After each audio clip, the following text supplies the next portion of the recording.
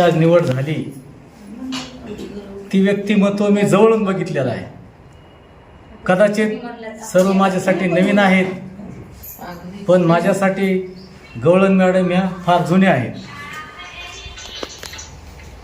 एखाद्या दगडाखाली एखादा प्राणी दबतो आणि दबून त्याला बाहेर निघण्यासाठी जी कसरत करावी लागते, अनेक त्याला हातपाय हलवावे लागतात, अनेक त्याला संघर्ष करावा लागतो, त्यावेळेस तो बाहेर पडतो. अशा पद्धतीच्या गवळण मॅडम एका सामान्य कुटुंबामध्ये, एका सर्वसामान्य कुटुंबात जन्म घेतलेले व्यक्तिमत्व आहे आणि फार मोठी त्यांच्या घरची प्रॉपर्टी किंवा डायरेक्ट त्यांना ही वैभव मिळालेलं नाही. तर सांगायचं तात्पर्य की जसं एक आता उदाहरण दिलं की दगडाखालून निघताना काय त्रास होतो, काय अडचणी येतात, काय संघर्ष करावा लागतो, समाजाला काय काय आपल्याला फेस करावं लागतंय. एक महिला म्हणून ज्यावेळेस बाहेर पडते त्यावेळेस प्रत्येक माणसाला तोंड द्यावं लागते, समाजातल्या लोकांना तोंड द्यावं लागतंय, इतर विविध आपल्या जवळचे शेजारी पाजारी यांना तोंड द्यावं लागतंय. त्याच्यामधून ज्यावेळेस महिला बाहेर पडते त्या महिलाचं दुःख, त्या महिलाचं संघटन कौशल्य आणि दुःख, ज्याच्या संघटन कौशल्य अशा लेडीज त्या विरोधाला न गुमानता त्यांना झालेला विरोध, त्यांना आलेल्या अडचणी ह्याच्याहून जी मात करतात. जली तो राग कहते, बुझी तो खाक कहते, ऐसे बाल को मॅडम कहते. अशा संघर्षामधून ज्या मॅडमनं वाटचाल चालू केलेली आहे, प्रत्येक सामान्य माणसाच्या आज महिलांना बरेचशा प्रश्न मांडलेले. घरकुलाचा प्रश्न आहे, ही लोक जे राहतात त्यांना आज तिथं स्वतःचं वैभव नाही, त्यांना स्वतःचं घर नाही, त्यांच्या नावानं कुठलीही सातबारा नाही, त्यांच्या नावानं कुठलाही आटाचा उतार नाही. पण हात जोडून तुम्हाला सर्वांना नम्र विनंती माझी एक आहे की जोपर्यंत तुमचा नेता ताकदीशी तुम्ही उभा करणार नाही तोपर्यंत तुम्हाला खऱ्या अर्थानं तुमचे प्रश्न सुटणार नाहीत. तुम्ही समस्या मांडता, समस्येवर उत्तर मिळणार नाही.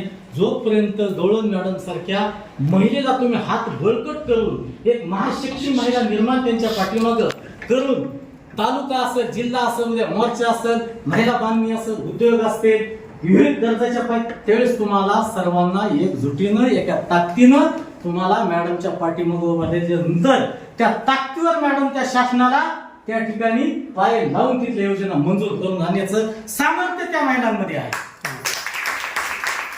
त्यामुळे सर्वांना माझा हात जोडून विनंती आहे, प्रश्न मांडू नका, घराने मांडून मार्ग निघणार नाहीत. तुम्हाला तुमचा नेता निर्माण करावा लागेल. नेता असा करावा लागेल की तुम्ही हाकेला होकार देणार असं संध्याकाळी 12 वाजतील 1 वाजतील तुमच्या आवाजाला होकार देणारी महिला आहे. तुम्हाला एकजुटीने उभा करावा लागेल, ताकद दाखवावी लागेल. त्यावेळेस ताकद जसं म्हणतात ना, ज्याचं मार्केटमध्ये दिसतंय त्याचं विकतंय, तुमची ताकद दिसली. घरकुली साधे प्रश्न आहेत, एका झटक्यात ते मंजूर करून आणणार आहेत मंत्रालयामधून, पण तुम्हाला त्यांच्या पाठीशी उभा राहावं लागेल. तुझ्या मोर्चे काढावे लागतील, आंदोलन करावे लागतील, विविध तुम्हाला संघर्ष करावा लागेल. संघर्षातून मिळतंय. आपण पाहिलेलं आहे महापुरुषांचं मोठ्या मोठ्या, जसं की बाबासाहेब आंबेडकर असतील, महात्मा गांधी असतील, छत्रपती शाहू यांनी स्वतःला वाहून घेतलं, स्वतःला संपवलं, त्यावेळेस समाजामध्ये तुम्हा आम्हाला सन्मानाचं हे जीवन मिळतंय. अशा पद्धतीचा आपला विकास ही तुमच्याच हातामध्ये आहे. विकास कुणीच करून देणार नाही, विकास करून द्या कुणी येणारही नाही. तुम्हाला तुमचा नेता निर्माण करावा लागेल. नेता असा करावा लागेल, त्या नेत्याच्या पाठीमागं ताकद बघून मुख्यमंत्र्यांचा फोन आला पाहिजे, गवळण मॅडम या, तुमचे प्रश्न सांगा. घरकुल 100, महिलांना बचत गटाला कर्ज झालं, ह्यांना किती प्रश्न असतात. ह्याच्यासाठी काय लागेल, एकजूट. 5 बोट एक केल्याशिवाय ताकद वाढते का? वाटते का? एक एक जर आपण उभारला गेलो काही मिळणार नाही. सर्वांनी एकत्र येऊन पाठीशी उभा राहावं लागेल. पाठीशी उभा राहून तुम्ही साधे प्रश्न आहेत, तुमच्या ह्याच्या पुढे नोकरीचे प्रश्न असतील, तुमचे घरकुलाचे तर प्रश्न होतीलच, पण हिच्या पुढे जाऊन आता नवीन शासनानं विविध योजना काढल्यात. एका लेडीला जवळपास 12 लाखापर्यंत कर्ज काढले आणि ती थोड्या दिवसात योजना चालू व्हायला लागली. महिला बाल कल्याण काहीतरी आहे त्यांची योजना. तर अशा सुद्धा तुम्ही योजना घ्या. प्रत्येक महिलांना उभा राहा, पुढे या, म्हणजे महिला पुढे आली तर विकास होणार आहे. आणि सर्व पुढे येऊन कुणाला तरी नेता माना, कुणाला तरी उभं करा, पुन्हा ते पाठीमागे उभा राहा. तर सगळेच आपण नेते म्हणलं तर काहीच होणार नाही. कुणाला तरी तुम्हाला नेता म्हणावं लागेल, त्याच्या पाठीशी उभा राहावं लागेल आणि ती ताकद ज्यावेळेस उभा राहील त्यावेळेस तुमचे प्रश्न अतिशय सुट्टीसहित मिटणारे प्रश्न.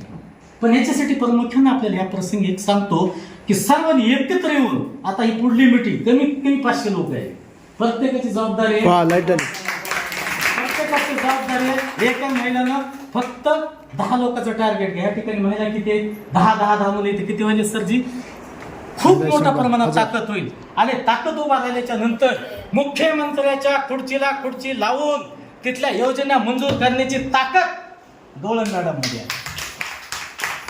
त्याच्या ताकदीला पाठबळ देण्यासाठी तुम्हाला बाहेर पडावं लागेल, त्यांच्यासाठी तुम्हाला मोर्चा द्यावा लागेल, त्याच्यासाठी तुम्हाला उपोषण करावे लागतील, त्याच्यासाठी संघर्ष करावा लागेल. आणि संघर्ष केल्याच्या नंतर तुम्हाला न्याय मिळणार आहे. आणि ती न्याय मिळणार आहे म्हणजे तुमच्या मुलाबाळाचं सुद्धा भवितव्य त्या ठिकाणी पूर्ण झाल्याशिवाय राहणार नाही. अशा पद्धतीचा आपल्याला या ठिकाणी शब्द देऊन जास्त काय बोलणार नाही, कारण मीटिंग आपली त्या पद्धतीची नाही. अशा पद्धतीचा आजच्या क्षणी माझा पाठिंबा गवळण मॅडमांना जाहीर करतो. आजपासून तुमच्या सुक्का दुःखात खंड्याला खांदा लावून कुठेही मला आवाज करा. माझ्या पद्धतीनं, माझ्या हैसियतीप्रमाणे मी तुमच्या पाठीशी आहेत. अशा पद्धतीचा आपल्याला या प्रसंगी आशीर्वाद देतो आणि माझं वाढतं भाषण या ठिकाणी थांबवतो. जय हिंद, जय महाराष्ट्र, जय हिंद.